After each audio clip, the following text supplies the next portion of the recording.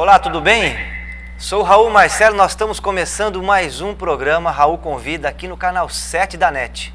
E se você não puder assistir, o ao vivo, que vai à sexta-feira às 8 horas da noite, você pode acompanhar no domingo às 11 horas da manhã e na terça às 19 horas. Lembrando também que nós estamos entrando aí no Facebook e no YouTube com o programa.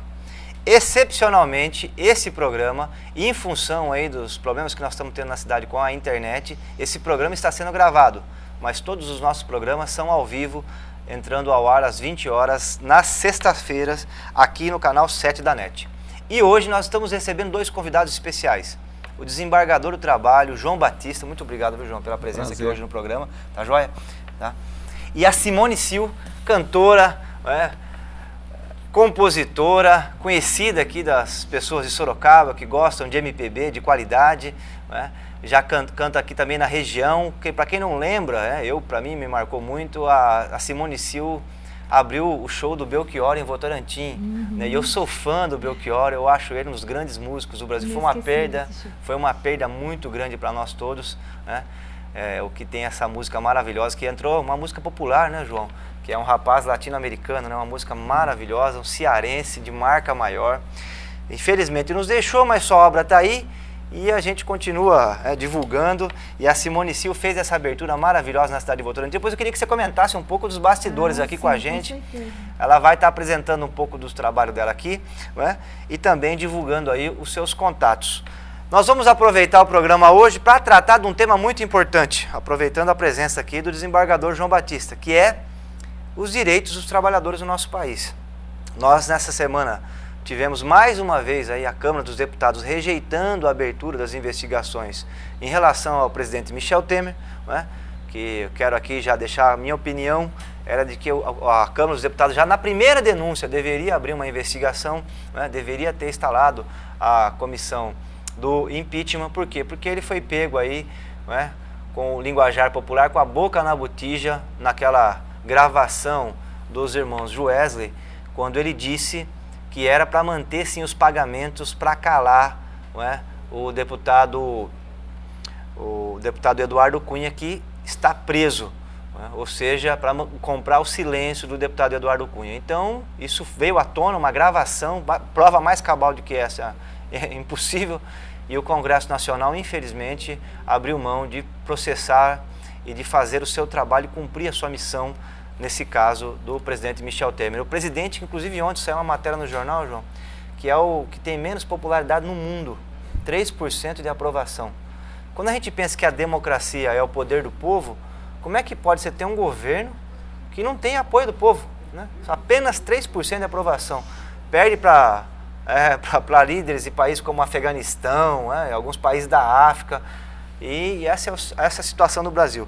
E esse governo, que tem apenas 3% de popularidade, resolveu aprovar mudanças profundas na nossa legislação trabalhista. E eu queria abrir o programa de hoje com essa questão contigo.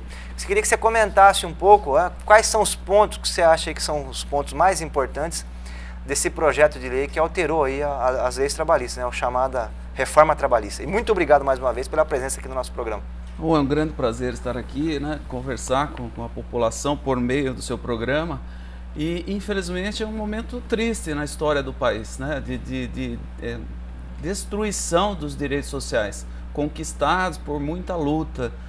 No Brasil, a gente tem uma falsa noção de que Getúlio nos concedeu a legislação trabalhista. E isso é uma grande mentira. Isso foi conquistado por meio de muitas greves, pessoas morreram, trabalhadores brasileiros morreram. Estamos completando esse ano o centenário da primeira grande greve geral que houve no país, em 1917.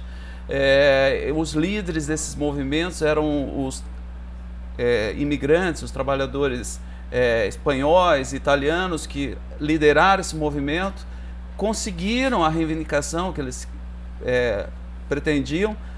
Depois, logo 2 anos depois, eles foram deportados, com o agravante de que os familiares ficaram. Então, os filhos, as esposas ficaram no Brasil e eles foram deportados para o país de origem.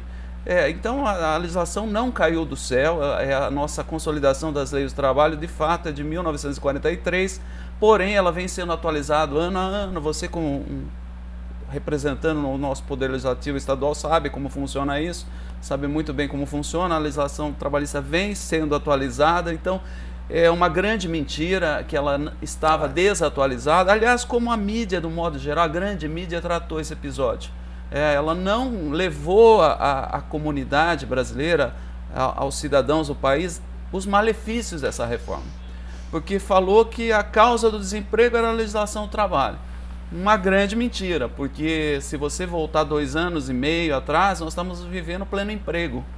Eu imaginei que eu nunca vivenciaria isso na minha vida, porque sempre com crises, e em 2015, ali, 2014 para 2015, nós vivenciamos o pleno emprego, com a mesma legislação do trabalho que foi deformada. Essa reforma, na realidade, ela é uma deforma do sistema de proteção ao trabalhador. Essa foi uma das grandes mentiras que foi vendida para fazer essa reforma. Uma outra mentira, falando que nos países que fizeram essa reforma, foram criados novos empregos. E eu desafio qualquer dos políticos, inclusive aqui da região, que comprovem com pesquisas que foram criados novos empregos. Porque eu tenho pesquisas mostrando que causou desemprego nos países. Está com 20% desempregado. Exatamente. Né? A Espanha, a Argentina, Grécia, México, os países. O próprio nosso ministro da Fazenda, Henrique Meirelles, no encontro lá em Davos, a presidente do FMI o procurou e falou: olha, não faça essas reformas, porque isso retira dinheiro do mercado e a crise aumenta. A crise social aumenta. Eu sou economista, João, só para as pessoas terem uma ideia, qual que é o principal motor da economia no país, né? É o consumo das famílias. Exatamente. Esse é o motor da economia brasileira. A exportação deu 10%, 15%. O grosso é o consumo das famílias. É a compra de alimentos, a compra de roupas, é a construção civil, é a compra de eletrodomésticos, não é? Utensílios do lar, cama, guarda-roupas. Esse é o motor, esse é o principal centro da economia brasileira. A reforma trabalhista já tem vários estudos, né? O DIEESE fez vários estudos, eu acredito também que o Ministério Público trabalha. Sim, na área jurídica eu tenho condições também de afirmar ela vai reduzir o poder de compra do trabalhador. É. Reduzindo o poder de compra do trabalhador, o que vai acontecer com a economia brasileira? A crise ela vai vai aprofundar a crise. Então, nós estamos com quase 14 milhões de desempregados, e a ideia é que as pessoas, para movimentar e para gerar emprego, as pessoas voltem a comprar. Mas se você reduz o poder de compra, você tem uma estagnação da economia brasileira. Então, de fato, quero parabenizar você por esse posicionamento, porque de fato isso é um posicionamento que vai prejudicar o trabalhador e vai prejudicar o país como um todo. Vai. E tem algum ponto assim que você citaria da reforma trabalhista como mais danoso, mais grave? Qual que você... Bom, é possível fazer uma hierarquia? Tem vários itens. O grande problema dessa reforma trabalhista é que ela não foi discutida com a sociedade brasileira. Então o Congresso Nacional perdeu uma grande oportunidade de fazer algo que fosse bom para o trabalhador e para os empresários, algo que atendesse a sociedade brasileira do modo geral. E é triste o que nós vimos, né, nesse processo legislativo, o ponto que está a nossa democracia, que está num ponto assim muito, eu falo até num ponto de não funcionamento adequado. Porque votou lá o regime de urgência para a reforma trabalhista, perderam. Aí no dia seguinte vota de novo. Quer dizer, se não passa isso, vai ficar votando o regime de urgência por quantas vezes? Mas a hora que foi para o Senado recusou a fazer a função dele, que é da Câmara Revisora. O senador Ferraço, que foi o relator, ele apontou que tinha inúmeros problemas na reforma trabalhista. Mas no relatório final ele sugeriu ao presidente da República que corrigisse isso por meio de uma medida provisória. Quer dizer, a tripartição dos poderes no nosso país não está funcionando. Quando o poder legislativo não faz a sua função de elaborar leis que sejam adequadas para o país, é muito preocupante. A nossa democracia está num ponto difícil, que a gente tem que lutar para resgatar a autonomia dos poderes, para que faça o que é melhor para a nação brasileira. Mas, voltando à sua pergunta central... Trabalho intermitente. Isso. Vou soltar aqui, inclusive, ali o material, que foi um material elaborado pelo Ministério Público do Pelo Trabalho. Ministério Público do Trabalho. Vou pedir E para eu a acho que técnica aí colocar. Essa charge, ela diz tudo o que é o trabalho intermitente. O trabalhador vai ficar numa geladeira, ele vai ser contratado, ele vai ganhar por hora trabalhada, só que ele não tem uma prévia estipulação de quantas horas ele vai trabalhar no mês. Ele pode trabalhar 1, 2, 20 horas no mês, ou pode não trabalhar nenhuma hora no mês, 0 hora. E mesmo assim vai estar constando lá que ele está empregado. Que ele está empregado. Então você pode ter o paradoxo de não ter todos os empregados do país estarem com a carteira registrada e ao mesmo tempo não ganhando nada. Porque se a empresa não chama para eles trabalhar, eles não vão receber. Eu recebi, essa semana já tem anúncios a rede fast food no Nordeste, várias delas, vão contratar trabalhadores para sábado e domingo. E esse trabalho intermitente, que poderia ser bom se houvesse o debate democrático com a sociedade, se você pegar e falar, olha, para os bufês, sim, para os pequenos restaurantes, para os hotéis de pequenas cidades turísticas, poderia ser bom. Agora, aberto como está para grandes empresas, as redes de fast food faturam muito dinheiro no nosso país. Nossa, não? Esse tipo de empresário, né? não precisa desse benefício. Então, esse debate não aconteceu, então vai reduzir aí a massa salarial brasileira e com alguns agravantes. Nesse trabalho intermitente, por exemplo, a legislação hoje fala que para você ter direito a férias, 13º, você tem que trabalhar, vou arredondar, 15 dias por mês. Como eu dei o exemplo dessa rede de fast food, se ele trabalhar só sábado e domingo, ele vai trabalhar 8 dias no mês. Então, a rigor, né, ele não teria direito a férias, nem aviso 13º proporcional, 1/12. Então, você está extirpando do direito desse trabalhador férias e 13º. Meu Deus. Eles alteraram as férias que para todo trabalhador pode ser concedida em 3 períodos. Para esse trabalhador intermitente, não. Ao final de um ano, ele vai ter que ficar 30 dias sem receber. Só que a legislação falou que esse trabalhador intermitente ele vai receber as férias e o 13º já no mês. Quando ele completar os dias, ele vai receber no mês o proporcional aos dias trabalhados. Quer dizer, daqui a um ano ele vai sair de férias, mas ele já recebeu as férias dele, que vai ser um valor ínfimo, e vai ter que ficar 30 dias sem trabalhar. Não vai poder trabalhar. Eu quero saber como que ele vai comer. Porque as férias ele recebe lá 2 dias antes de sair de férias, ele recebe as férias e passa daí o período de férias com dinheiro no bolso. Dessa forma não, porque ele já recebeu durante o ano. Então são algumas maldades que eu falo sobre essa reforma. A questão também da gestante trabalhar em local insalubre, né? A gestante, nós vamos continuar conversando. O assunto, como vocês viram, é um assunto profundo, são muitas alterações. Sim. Né? De fato, sem uma discussão ampla com a sociedade, sem os representantes dos trabalhadores, né? Não foram chamados para não houve esse debate democrático, né? A Justiça do Trabalho, né? O Ministério Público do Trabalho, que também altera que cria inovações através das súmulas, né? As OJs também, a Justiça do Trabalho vem, né, nas lacunas da lei, trabalhando para que a gente não fique aí, né, com um vácuo na área do direito, né, em relação aos trabalhadores. Então, ninguém foi ouvido, o Congresso fez essas mudanças profundas e nós vamos continuar conversando, viu, João? Claro. O assunto é palpitante, importantíssimo para o futuro do nosso país. E nós estamos aqui recebendo também a Simone Sil. A Simone, que ela já deu uma palhinha aqui pra gente, aqui afinando o violão. Uma voz maravilhosa. Muito obrigado, viu, Simone, por ter vindo aqui no programa hoje. Simone, conta um pouco pra gente aí do teu trabalho, as suas influências. Eu sei que você gosta muito de Elis Regina, né?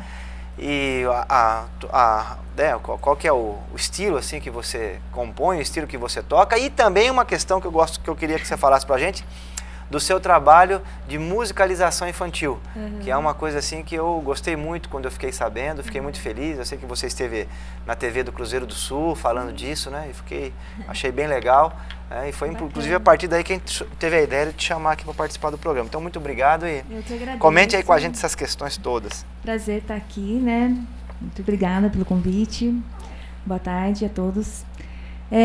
Bom, minha história com a música começou lá na infância já. já desde criança eu tive contato com os instrumentistas da família, que era um tio que tocava cavaco, era um cunhado que tocava sanfona, minha mãe cantava. Então, meu primeiro brinquedo, porque a gente não tinha brinquedo como as crianças têm hoje, né? Foi um violão. Minha mãe comprou um violão de brinquedo para a criançada e e aí assim, comecei a tirar meus primeiros acordes, né? Criança, com os dedinhos assim, forçava para fazer um ré doído. É difícil, né? Ainda mais se o violão é corda de aço. Não, era um violão que foi comprado na Aparecida do Norte, tá? Olha, era corda de nylon? É, corda de aço. Ai, meu Deus, corda de aço acaba com o dedo. Mas começou tudo aí. Então, depois que eu cresci, me mudei para Sorocaba, né? Eu nasci em Araçoiaba, fui criada lá até os 8 anos. Aí, meu contato com a música, a música sempre esteve junto, assim, na minha história, né? Porque daí, na adolescência, eu já comecei a curtir rock and roll, comecei a gostar de outras coisas, daí comecei a querer tocar guitarra.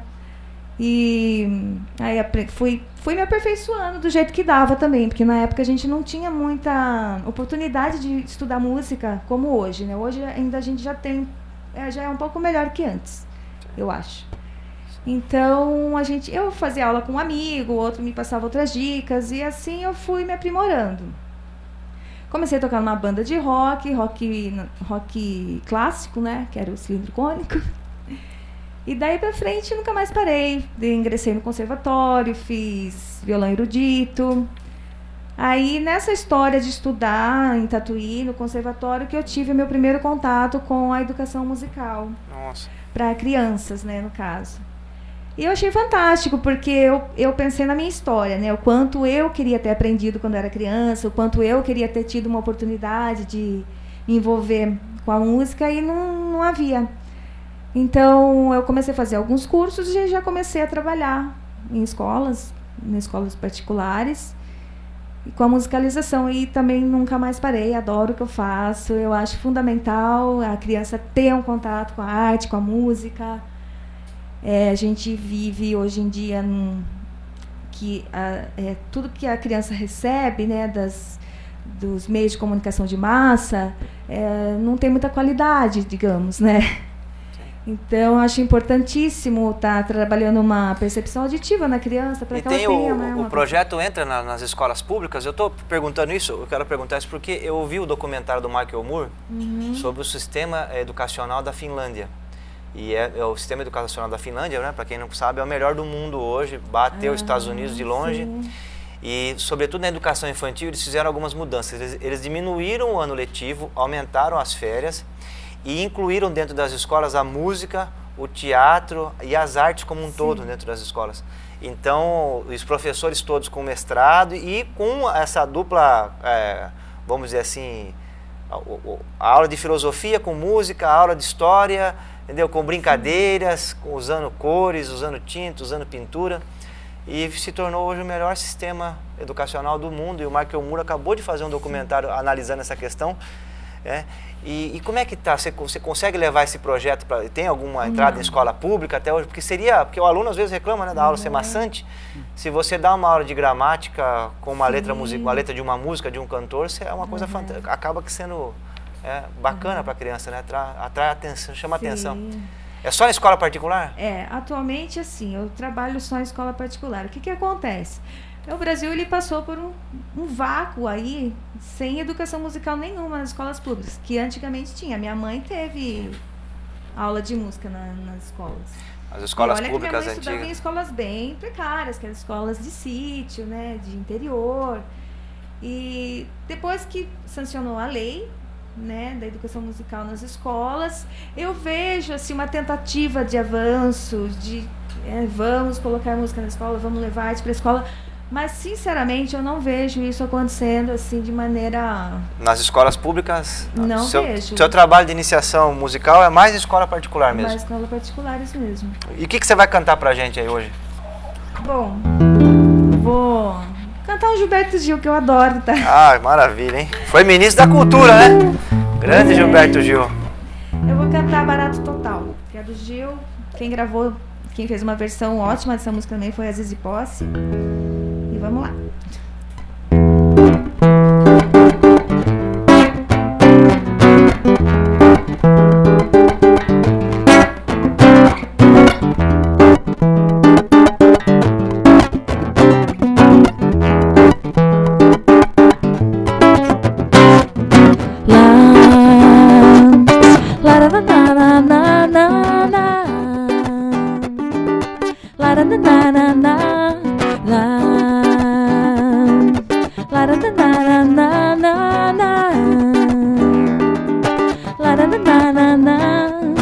Quando a gente tá contente, tanto faz o quente, tanto faz o frio, tanto faz que eu esqueça do meu compromisso, como se aquilo que aconteceu 10 minutos atrás, 10 minutos atrás de uma ideia já deu pra uma teia de aranha crescer. Sua vida na cadeia de um pensamento que de um momento pro outro começa a doer.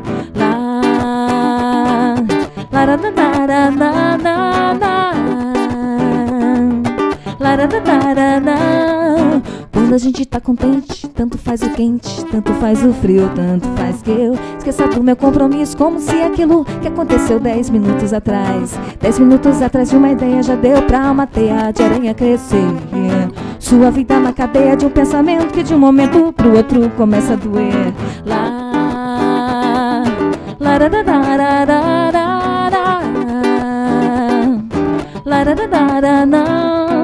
Quando a gente tá contente, a gente quer pegar. Barata pode ser um barato total. Tudo que você disser deve fazer bem, nada que você comer deve fazer mal. Quando a gente tá contente, nem pensar que tá contente, nem pensar que tá contente a gente quer.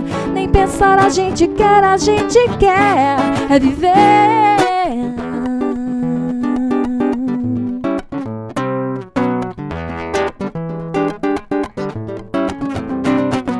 Quando a gente tá contente, tanto faz o quente, tanto faz o frio, tanto faz que eu esqueça do meu compromisso, como se aquilo que aconteceu 10 minutos atrás, 10 minutos atrás de uma ideia já deu pra uma teia de aranha crescer.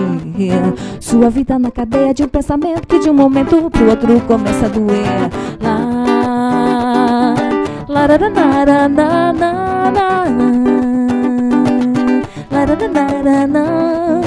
Quando a gente tá contente, a gente quer pegar. Barata pode ser um barato total. Tudo que você disser deve fazer bem, nada que você comer deve fazer mal. Quando a gente tá contente, nem pensar que tá contente, nem pensar que tá contente a gente quer. Nem pensar a gente quer é viver.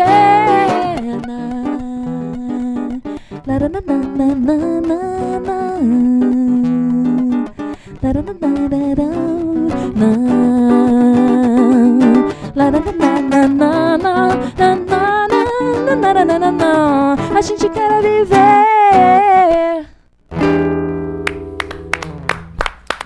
Obrigado, Simone Sil.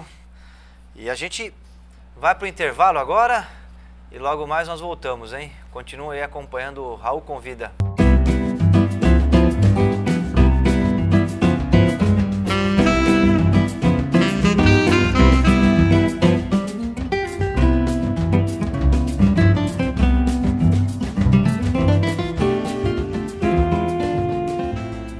A Máximo Comunicação oferece alta qualidade de imagem e áudio em gravações e transmissões ao vivo para todas as plataformas e redes sociais. Elaboramos todo o projeto, desde a elaboração até o produto final, além de suporte para videoconferência com link dedicado, estúdio de culinária fotográfico e imagens aéreas. Nosso diferencial é atender você que quer ter seu programa para TV, internet ou vídeo institucional.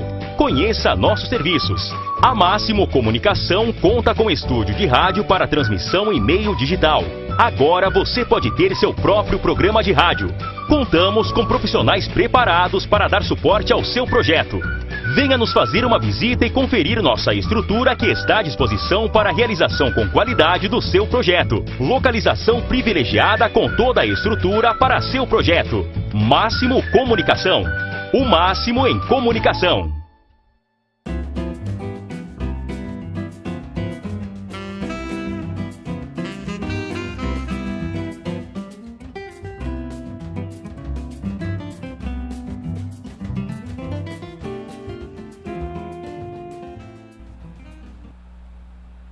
Continuamos com o programa Raul Convida, recebendo hoje o desembargador da Justiça do Trabalho, João Batista, e a cantora e compositora Simone Sil. E nós estávamos conversando aqui com o João Batista sobre a reforma trabalhista e as consequências dessa reforma para a sociedade brasileira e sobretudo os trabalhadores do nosso Brasil. Só que essa semana nós fomos surpreendidos por uma portaria, né, que alterou a normativa em relação ao trabalho escravo no Brasil. E eu quero dizer que eu inclusive teve uma matéria na Isto É, né, que trabalhou um projeto nosso, e em função dessa mudança que o governo fez, né, o governo do Michel Temer, em relação ao trabalho escravo. Foi notícia no mundo inteiro essa portaria, que infelizmente, na minha visão, e eu queria ouvir tua opinião também, João Batista, ela facilitou, né, e o trabalho escravo no Brasil. Você sabe que o Brasil foi o último grande país a abolir a escravidão, 25 anos depois dos Estados Unidos, e mesmo depois de abolir a escravidão, né, nós continuamos ainda com o tráfico de escravos no Brasil, né, em Porto de Galinhas, por exemplo, que é famosa, né?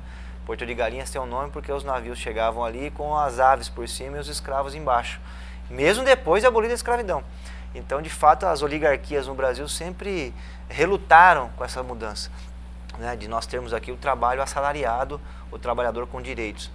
E agora a gente tem, na minha visão, uma volta, né? Claro que não é uma volta completa, mas uma volta e um pezinho desse processo da escravidão novamente com essa portaria.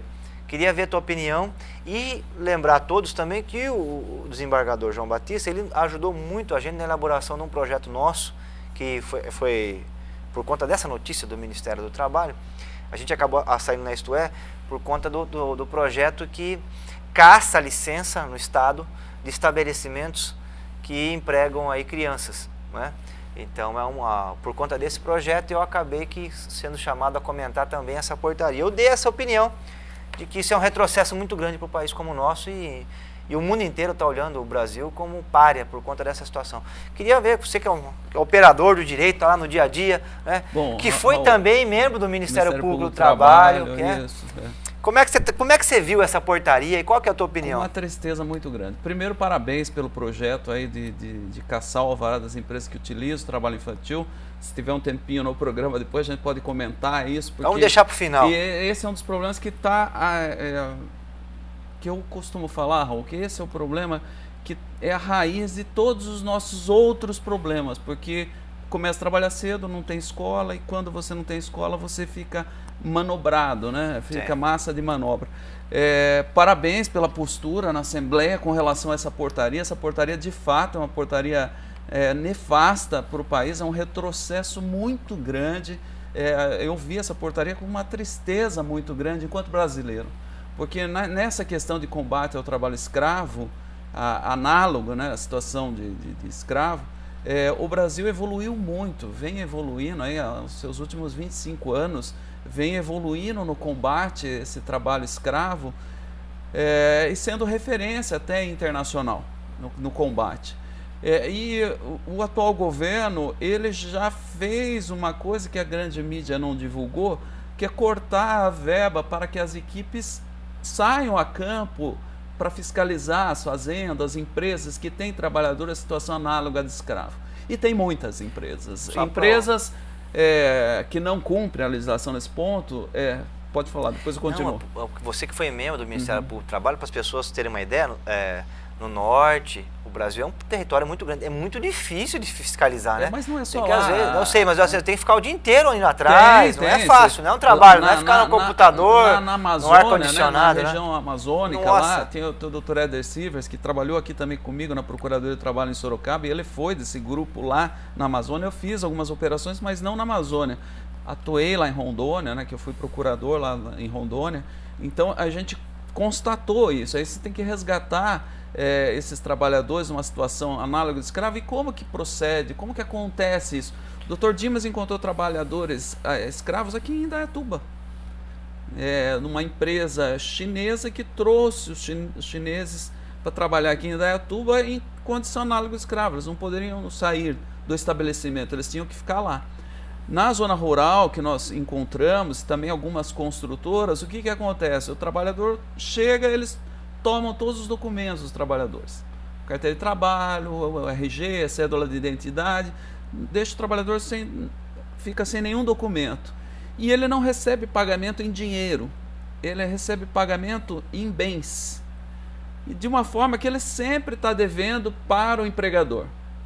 Ele nunca consegue pagar essa dívida. E o povo brasileiro é um povo do bem, Porque muitos casos a gente conversava com os trabalhadores e falava, não, doutor, eu queria pagar minha dívida. Eu não queria sair sem pagar a minha dívida. Nossa. Só que ele nunca ia pagar a dívida dele, porque é feito de tal forma que por mais que ele trabalhe, não consegue. O valor da comida que ele pega, às vezes até bota, facão, que quem deveria fornecer era o empregador, mas cobra, coloca tudo isso na dívida e ele não pode sair de lá. E essa portaria, ela volta com o conceito de trabalho escravo praticamente da corrente no pé do trabalhador.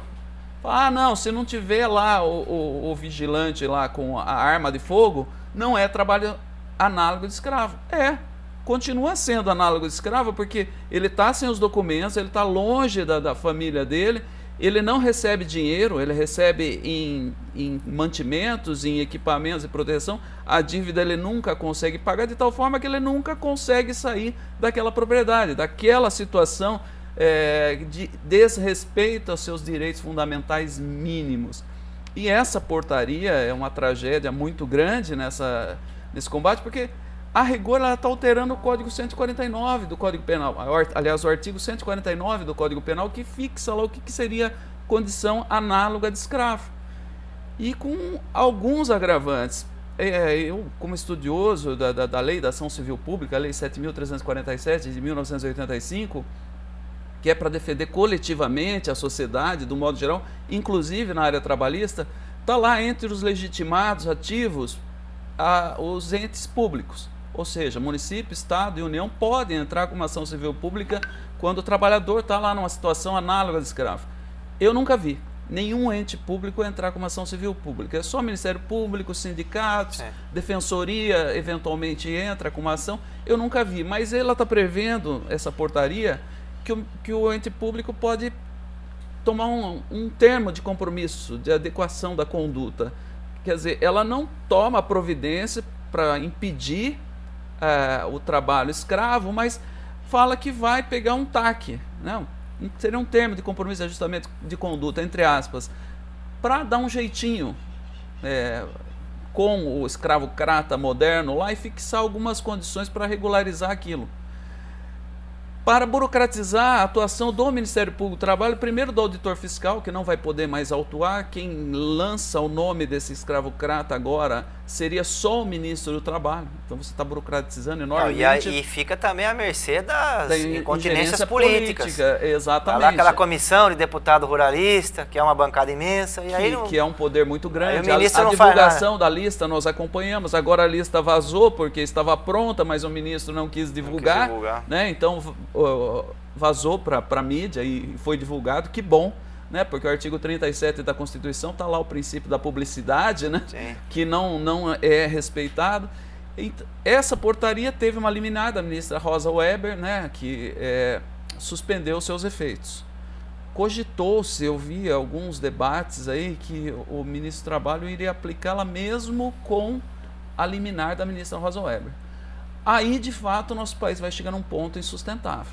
Porque quando o Poder Executivo não respeita uma liminar do Poder Judiciário, numa democracia, quem dá a palavra final, ou deveria ser, é o Poder Judiciário. A gente, gostando ou não, né, a gente tem que aceitar, porque é a forma de manter a ordem e a democracia dentro de um país. Se acontecer do ministro do Trabalho não observar essa decisão, uma liminar de uma ministra do Supremo Tribunal Federal, a nossa corte mais alta, e mesmo assim proceder dessa forma, aí nós vamos ter que ficar muito preocupados mesmo com a nossa democracia. Está instaurada a República de Bananas, não? Da desordem, né? É a desordem total, né? Então, eu acho que tem que se respeitar essa decisão da ministra Rosa Weber, até porque o Brasil pode sofrer sanções internacionais por dumping social. Sim. E isso a população não tem muita consciência, e nem os empresários. E é isso que eu queria te perguntar, nós vamos voltar no mesmo problema da legislação da reforma trabalhista.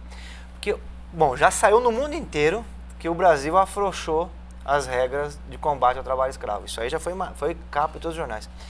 O que vai acontecer? O produto que o Brasil exporta pouco, né? E sobretudo produtos de alta tecnologia, a gente é lá embaixo. Exato. Temos que trabalhar muito nesse sentido, né?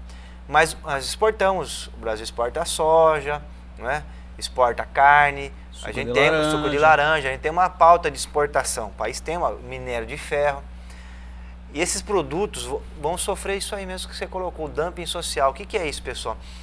Os países que são concorrentes conosco nessas áreas, sobretudo os Estados Unidos é concorrente direto do Brasil nessas áreas. Também produz soja, também é exportador de carne, também suco de laranja. Milho. Quem conhece a Flórida, eles põem até na placa do carro a foto da laranja. São grandes produtores de laranja. E a China é concorrente do Brasil também em produtos manufaturados de baixa intensidade tecnológica. Sapato, né? Zona Franca, a região de Franca, quem conhece lá, virou quase terra fantasma lá. Mas enfim, esses países vão usar o fato do Brasil ter afrouxado as suas regras de combate ao trabalho escravo para poder fazer o dumping. O que é o dumping? Quando entrar um produto brasileiro lá, ele vai sofrer uma sobretaxa. E aí, né, os empregos que estão ligados a essa cadeia produtiva voltada para a exportação vão desaparecer aqui no Brasil. Então, os empresários brasileiros não se perceberam disso, ou se perceberam, né, e não estão preocupados, porque infelizmente a gente tem uma situação no Brasil, um empresariado, sobretudo as suas grandes lideranças, que não são ciosos em cuidar da república, ou seja, da coisa do povo, só estão preocupados com o imediatismo, né, com o amanhã. E nós temos também muitos veem aí um conflito, eu não vejo conflito, mas o setor ruralista muitas vezes não pensa com a cabeça do industrial, né? Nessa questão do dumping, Raul, é muito séria, porque o Brasil conseguiu uma condenação na Organização Mundial do Comércio contra os Estados Unidos, que os Estados Unidos estavam praticando um dumping social. E eu acompanhei bem isso, a questão 6, 7 anos atrás, porque o Brasil... questão do algodão, né? Eu não lembro se era algodão. Eu sei que o que me ficou bem na cabeça na época, que o Brasil escolheu onde ele ia aplicar a represália contra os Estados Unidos, em qual setor ele ia aplicar. Não necessariamente, por exemplo, no suco de laranja lá dos Estados Unidos, que estava sendo subsidiado. E o que pode acontecer conosco? Você pega o trabalho escravo num setor lá do gado, na região norte, e o dumping, se o Brasil for condenado, pode ser no sapato em Franca, ou no carro. Que ainda as nossas montadoras ainda exportam alguma coisa. Aliás, a Toyota aqui de Sorocaba, né, está exportando para a América Latina toda. Né, e aí você vai ter uma represália comercial, né, que vai afetar um outro setor da economia que não tem nada a ver. Que não tem nada a ver, que não tem nenhuma culpa com relação a isso. A questão é muito séria, é muito grave. E infelizmente o governo federal não está tratando com a seriedade que deveria tratar essa através questão. De portaria, não podia? Portaria, se quer fazer essa discussão, então manda um projeto de lei. Para você, não sei se você acompanhou, a verba para combater o trabalho escravo, o que tem esse ano agora no orçamento, R$6 mil. Uma operação para combater o trabalho escravo custa R$60 mil. Quer dizer, então não dá para fazer nenhuma operação. Eu escutei uma entrevista sua na Rádio Cruzeiro do Sul, se não me falha a memória, você disse que são mais ou menos por volta de 1.000 atuações no ano. 2.000. 2.000 no ano. 2.000. 2.000 atuações até 2015, 2015 para 2016, 2.000. 2.000. Após o impeachment, foi cortada essa verba e já caiu para 600, entre 600 e 700. E esse ano caiu mais ainda. Porque sem dinheiro você. E agora com essa portaria, então? Agora com a portaria, então, aí fica totalmente. Eu acabei de ler uma matéria de uma auditora fiscal do trabalho que ela resgatou, ela falou que na história de trabalho dela, ela resgatou 6 mil trabalhadores. Com essa portaria, ela falando que não teria resgatado nenhum. E depois nós vamos continuar com o desembargador João Batista. Vocês viram que o assunto é muito importante. E nós vamos falar depois do trabalho infantil, né? E a criança tinha que estar na escola estudando e aprendendo música, né? Com a Simone Silva. Para que a escola ficasse lúdica, gostosa, né? Um ambiente, a criança ficasse esperando a segunda-feira para chegar a hora de ir para a escola. Exato. Simone, você abriu o show do Belchior em Votorantim. Conta pra gente como é que foi. Eu sou um fã do Belchior. Tem 2 cearenses que eu gosto muito. Tem 2 cearenses que eu gosto muito. Um é o Marechal do Ar, que é o Casemiro Montenegro. Eu tenho a biografia dele, viu, João Batista? É um cearense que ele apoiou o Getúlio Vargas, né? E quando o Getúlio teve aquele problema com São Paulo, né, em 32, e ele estava aqui em São Paulo, da Aeronáutica, ele ficou preso 83 dias. Aí ele saiu da prisão, né, foi incorporado ao Ministério, né, do Getúlio, e o Getúlio deu a incumbência para ele dele desenvolver a indústria da aeronáutica no Brasil e mandou ele para os Estados Unidos. Ele foi lá nos Estados Unidos, no Instituto de Massachusetts, né, o MIT, né, o famoso MIT, e conseguiu trazer ninguém menos, ninguém mais do que o coordenador da engenharia de aeronáutica do MIT para vir aqui para São Paulo e fundar, né, o nosso ITA. E junto com o ITA, o governo montou a Embraer. E o Brasil hoje exporta Super Tucanos. Acabamos de vender um lote de Super Tucanos para os Estados Unidos. É uma das áreas assim que a Flor... E ele é o grande marechal do ar, um cearense, que fez esse projeto maravilhoso, né? Para quem conhece, para quem não conhece São José dos Campos, né? Para conhecer a fábrica da Embraer é uma coisa fantástica. Lá também tem o polo tecnológico, o centro de tecnologia, e tem o ITA, que é um dos principais. E foi esse cearense que trouxe para o nosso estado esse projeto maravilhoso, e o Brasil hoje é uma referência. Então o Ceará nos deu, né, o Casimiro Montenegro, marechal do ar, e nos deu o Belchior. Como é que foi, Simone? Conta um pouco aí pra gente. Pois é, foi muito marcante para mim, assim, porque estava na programação da festa junina do Tarantim e caiu assim, Simone, você vai abrir o show do Belchior. Foi muito bacana, assim, eu lembro que, né, como você me disse dos bastidores, tinha o meu camarim, o camarim do Belchior, igualzinho, assim. Eu conheci todos os músicos, conheci o Belchior, conversei muito com ele, muito simpático. Poxa vida. Né? Ele estava numa fase muito boa, assim. Né? Depois aconteceram outras coisas.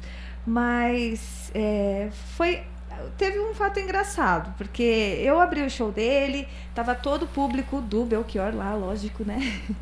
Esperando o Belchior entrar, e começou a virar o tempo, querer chover. Eu abri o show, a gente tocou. A hora que o Belchior entrou, cara, caiu uma chuva, mas uma chuva que ficou assim. As pessoas que tinham guarda-chuva ficaram, e o público, eu toquei pro público dele, né? E aí caiu a chuva. Depois a gente riu muito lá no camarim disso. Falei assim, pô, você tocou pro meu público, a hora que eu entrei, né? Como é que é isso aí? Que coisa! Mas foi um show incrível, foi muito marcante pra mim. Depois eu peguei uma amizade, um contato com eles, fui pra São Paulo assistir um show dele. Poxa vida! De camarote lá, foi muito bacana. Me convidaram e tal. Enfim, foi uma experiência incrível.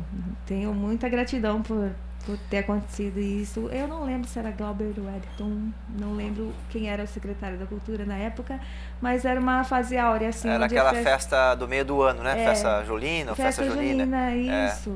E, enfim, foi muito bacana. Poxa, foi incrível. E o que você vai cantar pra gente aí? Tem mais alguma? Eu vou Tem alguma autoria aí, de tua autoria? Inclusive, falando de Belchior, né? Eu conheci muito de música brasileira com um amigo meu que chama Gustavo Godzilla. Ele é um compositor sorocabano, ele é poeta, e ele fez uma música, ele fez a letra, passou para mim e eu coloquei a melodia, em parceria com a Cati Uno, que é a música que eu vou cantar agora, que chama Banho Relâmpago.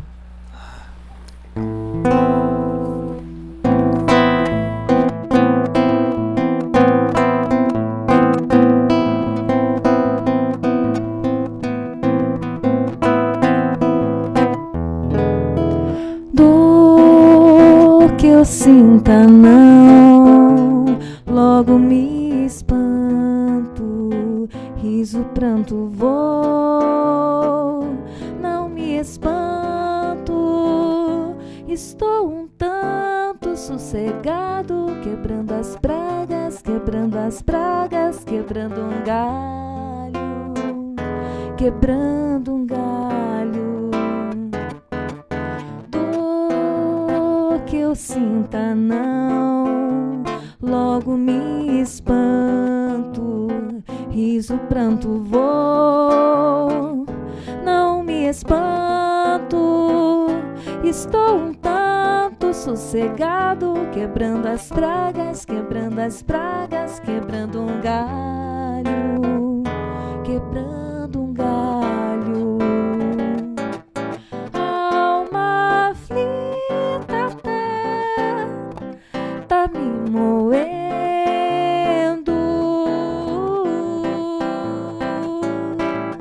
dor que me azeda, a falta moeda, e vou andando pela sala, um estranho sou, eu em minha casa, sem dinheiro e fazendo um som. só no chuveiro, sem dinheiro e fazendo um som só no chuveiro.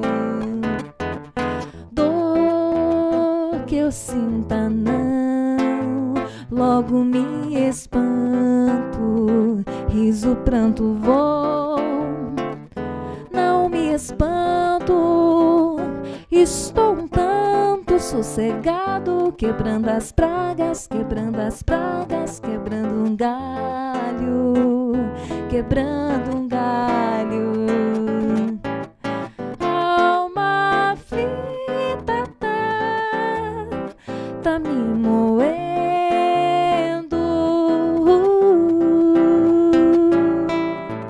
dor que me azeda, a falta moeda, e vou andando pela sala, um estranho sou eu em minha casa, sem dinheiro e fazendo um som só no chuveiro, sem dinheiro e fazendo um som só no chuveiro.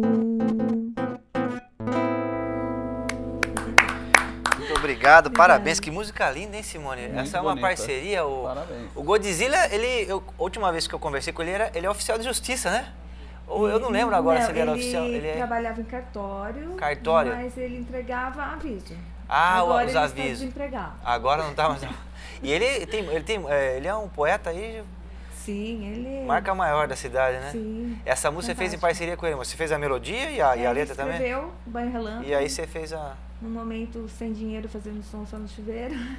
E aí você pôs a melodia. Eu coloquei Nossa, a ficou melodia e lindo. teve uma participação da Cati Uno também. Tá que- puxando pro samba, pra bossa, né? Sim. Ficou bem legal. Muito legal. Puxa vida. Parabéns. Nossa senhora. Parabéns mesmo. Obrigada. Tem um telefone para contato, Simone? Sim. Deixa o telefone para contato aí com a gente, para o pessoal colocar. Telefone para contato é 98801 3955, é meu WhatsApp também. Podem entrar em contato. E para shows, eventos, hotéis, bares, festa de família. Você o tem que se rolar. apresentado no Sesc ainda ou não? Como é que tá? Olha, eu me apresentei bastante com um projeto infantil, com o Alecrim, né? Que a gente fez um projeto com o auxílio da Link. E a gente rodou bastante Sescs. Agora, no momento, eu estou compondo, estou pensando, fazendo projeto, dando bastante aula e tocando. Maravilha. Tá, Joia. Pessoal, o zap aqui do programa, hoje o programa, infelizmente, o programa está gravado. Nós estamos ao vivo apenas no Facebook e no YouTube. E o programa ele vai ao ar hoje, é sexta-feira, às 20 horas, no domingo, às 11 horas da manhã, reprise no domingo às 11, e na terça também, às 19 horas, no canal 7 da NET, na TV comunitária. Nós vamos continuar aqui o nosso bate-papo e ficou no ar uma questão, desembargador João Batista, que é do trabalho infantil. Nós construímos em parceria um projeto de lei, quero te agradecer muito mesmo, do fundo do coração, o projeto de lei para caçar a inscrição dos estabelecimentos que utilizam o trabalho infantil de forma direta. E eu queria a pergunta, eu sei que você é um estudioso dessa área, é claro que de plano a gente já sabe das consequências de uma criança que abre mão aí, muitas vezes dos estudos para poder trabalhar. No primeiro momento isso pode parecer que é um ganho para a família, mas no longo prazo isso é ruim para a família, é ruim para a criança e é ruim para o país. Como é que você vê essa questão desse trabalho? O projeto está tramitando na Assembleia, é o projeto de lei número 532, já está pronto para a ordem do dia, foi aprovado em todas as comissões. E depois dessa matéria da revista Isto É, eu acho que nós temos um ambiente, inclusive, para colocar em votação na Assembleia, que seria um avanço enorme para o Estado de São Paulo. Eu quero agradecer mais uma vez essa parceria aí. Eu acho que para o Estado de São Paulo, como o Estado mais rico da Federação, e para o Brasil, um exemplo para o Brasil, que nós temos que atacar essa questão do trabalho infantil muito seriamente, porque a gente ainda enfrenta uma questão cultural. A sociedade brasileira aceita com muita condescendência o trabalho de nossas crianças. E porque não conhece os malefícios que estão por trás desse trabalho. Você escuta, eu escuto direto, é melhor trabalhar do que roubar. Se você pegar as pesquisas no nosso sistema prisional e também com os nossos adolescentes na Fundação Casa, mais de 80% dos nossos adolescentes começaram a trabalhar precocemente. Então quer dizer que o trabalho precoce não é um salvo-conduto que não vai se envolver com a criminalidade. E o trabalho infantil também, ele mantém um ciclo de miséria, de pobreza. Porque o pai é pobre, em razão do pai ser pobre, ele não consegue bons empregos, né? Ele consegue, quando consegue emprego, porque ele vive dos bicos, né? Do subemprego. O filho é encaminhado precocemente ao mercado de trabalho, e quando ele é encaminhado precocemente ao mercado de trabalho, ele tem um aproveitamento inadequado na escola quando não abandona, né? Quando não vem a evasão escolar. E aí, sem uma educação adequada, ele também não vai ter uma boa profissão no futuro, não vai ter condições de viver dignamente, o filho dele vai ter no mesmo ciclo de miséria e pobreza. Por isso a nossa luta para você implementar efetivamente uma escola pública de qualidade, atrativa em tempo integral. Isso que nos vai libertar dos escândalos que nós estamos vendo em Brasília. Porque você vai ter um cidadão com discernimento para votar bem, né? E participar da vida política e ajudar a resolver os nossos problemas. No mundo globalizado, hoje um trabalhador sem o mínimo, vou colocar o piso, é o antigo colegial, o ensino médio. Sem isso você não consegue um emprego adequado, que dê condições mínimas, que tenha produtividade no seu trabalho. Então, essa acho que deve ser a primeira bandeira do nosso país. Ano que vem tem eleições, né? Eu acho que essa bandeira é a primeira. Qual o deputado, qual é o senador, qual é o governador, qual é o candidato a presidente que vai efetivamente defender essa bandeira da educação? Que a educação vai nos libertar. Como você tem os exemplos aí, se você pegar a Coreia do Sul escolheu a educação na década de 70. Hoje a Coreia do Sul tem o PIB do Brasil. Veja o território da Coreia do Sul e veja o território brasileiro. Quer dizer, a educação deu um patamar de vida para os sul-coreanos que o povo brasileiro não tem. E, Raul, eu costumo falar nas audiências públicas que o povo simples não sabe. Cada ano, os estudos mostram, para cada ano que você fica na escola, numa escola de qualidade, ela representa na sua remuneração 15% a mais. Porque quem não tem educação mal consegue ganhar salário mínimo, como eu falei.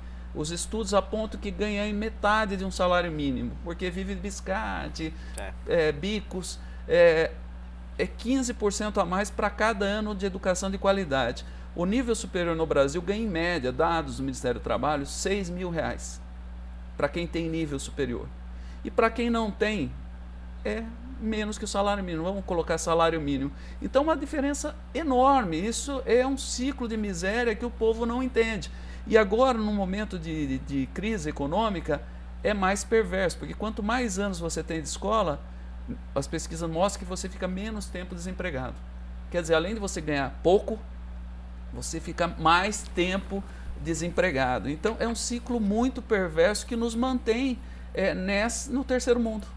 A Folha de São Paulo fez uma matéria, inclusive, que os empregos que estão sendo gerados são empregos de alta remuneração. E para profissionais qualificados. Profissionais qualificados. Agora, o lado bom, Raul, que se o povo for iluminado e votar em pessoas dedicadas a esse tema, você falou do Ceará. Ceará, eu falo agora um outro grande cearense, o Antônio Oliveira Lima, que colega meu da época do Ministério Público do Trabalho, procurador do trabalho, ele implementou um programa lá que chama Peteca. E quando ele implementou esse programa lá, Programa de Dedicação ao Trabalho em Combate ao Trabalho Infantil, né? Quando ele implementou, eu achei que ele era um Dom Quixote, né? Que ele estava lutando contra os moinhos lá dele, porque Ceará é um estado pobre. Para erradicar o trabalho infantil... Difícil, né? Só que ele é um lutador, e o Brasil, graças a Deus, a população brasileira é lutadora, é do bem, e ela quer, e eu acho que nós vamos dar a volta por cima, nós vamos tornar esse país aqui uma grande nação. O Ceará caiu o nível de trabalho infantil em 50%. É um estado pobre. Não vou falar pobre, mas bem em condições econômicas bem inferior a São Paulo. Sim. E agora, essa semana eu recebi um estudo mostrando que as escolas do Ceará estão entre as melhores do país. Então, como que um estado como o Ceará, que não tem a arrecadação de São Paulo, conseguiu que as suas escolas públicas tenham um destaque nos exames nacionais, o IDEB, muito superior à média nacional, enquanto o estado de São Paulo, que é um estado rico, que tem recursos, falam que é a locomotiva do país, e de fato é, por que que a gente ainda não conseguiu dar essa prioridade para a nossa escola pública? Vou dar uma pista, viu, desembargador João Batista? Talvez um dos motivos seja a desvalorização da carreira de professor no estado de São Paulo. Sim, claro.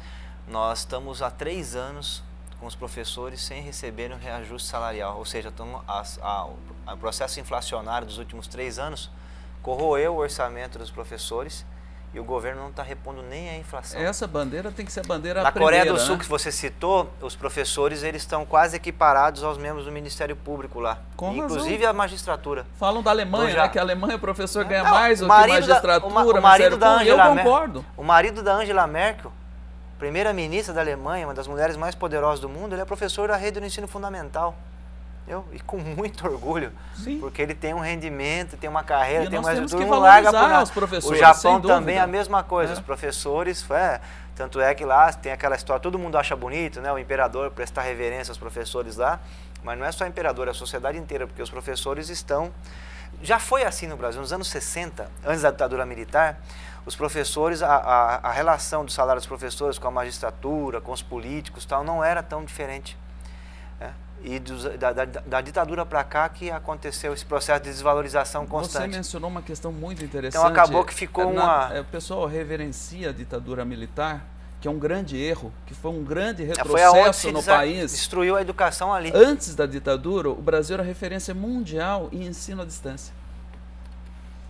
Eu tive a oportunidade de fazer um curso na Escola Superior da Magistratura Trabalhista lá em Brasília, e aí um PhD na área estava mostrando que antes o Brasil foi referência mundial no ensino à distância, que conseguia formar os seus cidadãos lá no interior da Amazônia pelos antigos correios, aqueles programas que enviavam. Tinha o programa e que do nós Paulo perdemos todo esse conhecimento, esse know-how com a ditadura, porque o que passou a partir de então, que precisava de trabalhador apertador de botão. Né? Não que pensasse, que tivesse autonomia e pensasse. E parece que a gente ainda não saiu dessa letargia nós temos que lutar para sair disso. Nós temos esse período Paulo Freire alfabetizando as comunidades ribeirinhas, amazônicas em 3 meses. Os militares mandaram ele embora do país. As Forças Armadas são muito importantes no Brasil. Claro, ninguém... Inclusive do ponto de vista do emprego para o jovem, com a carreira militar, para defender a soberania nacional, as questões de armamentos, não é? Cuidar da nossa Amazônia. Só que quando os militares se envolveram no processo político, gerou um problema muito grave para nós aqui, né? Que foi o fato deles acharem que existiam inimigos internos, aqueles que faziam crítica ao governo deles. Né? Uma pessoa como Paulo Freire, um dos maiores educadores do mundo, saiu do Brasil, foi dar aula nos Estados Unidos, e o Brasil, um monte de analfabeto aqui. Em São Paulo ainda nós temos 1 milhão de analfabetos, João Batista. Então eu quero assinar embaixo o que você disse aqui. Sabe uma coisa interessante? E nós vamos fazer uma luta para aprovar esse projeto, porque lugar de criança tem que ser na escola. Apesar da escola estar com tantos problemas como tem hoje, mas é melhor na escola do que trabalhando de forma, geralmente em trabalhos inclusive degradantes, né? Trabalhos são de das piores formas de trabalho caixa, infantil, né? Em carvoarias. Sim, essas coisas. Então a criança tem que ficar na escola e nós temos que lutar para que a gente possa ter uma escola de fato digna do nome, uma escola que a criança possa chegar de manhã, tomar um café da manhã, almoçar, ter música, ter artes, né? Período integral na escola. Você sabe que as escolas, antes da ditadura militar, você pegar o Estadão, o Padilha, todos eles têm teatro, tem espaço para música. As escolas pós-ditadura militar parecem uma caixa de pomba, né? É um quadradão assim, não tem nada, absolutamente nada. Tem algumas escolas que nem quadra para a prática de esporte tem. Né? Junto com os juízes, a gente tem um programa que chama Trabalho, Justiça e Cidadania. Nós damos aulas para alunos do EJA, Educação de Jovens e Adultos, que é aquelas pessoas com 50, 60 anos que não foram alfabetizados. E essa semana mesmo tive 2 escolas lá em Campinas, a hora que eu entro eu pergunto, quem começou a trabalhar cedo aqui? Todos levantam as mãos. Aí eu falo, e foi o trabalho precoce que fez você abandonar a escola? Foi. Foi. Né? Pessoal, nós chegamos ao fim de mais um programa do Raul Convida, com essas duas personalidades da cidade de Sorocaba que contribuem demais para a nossa cidade, um na área do direito, né? Essa questão do direito do trabalho, né? E a outra, Simone Sil, na área das artes, né? Cantora, compositora. Muito obrigado pela vinda de vocês, viu? Eu também. E vamos esperar, João Batista, que a gente consiga aprovar esse nosso projeto na Assembleia. Vou te manter Estarei informado. na torcida. Já está pronto para o que puder colaborar, ir para o plenário. Comigo. Possivelmente eu te faço um convite. Vamos fazer uma audiência pública na Assembleia com os deputados para discutir esse tema. Aproveitar que agora, infelizmente, né, entrou na agenda essa discussão do trabalho escravo no Brasil, trabalho infantil também, né? Então misturou tudo por conta dessa portaria aí do Ministério do Trabalho, que a gente espera que o próximo presidente reveja tudo isso para que a gente possa ter de fato um país que seja um país democrático, includente, né, que distribua a renda, porque infelizmente o nosso Brasil ainda é um dos países mais desiguais do mundo. Tá joia? Chegamos ao fim de mais um programa. Muito obrigado a você que acompanhou. Se você que não pôde acompanhar na sexta-feira, saiba que no domingo às 11 da manhã nós vamos estar reprisando o programa e na terça às 19 horas. Muito obrigado, boa noite, fiquem com Deus.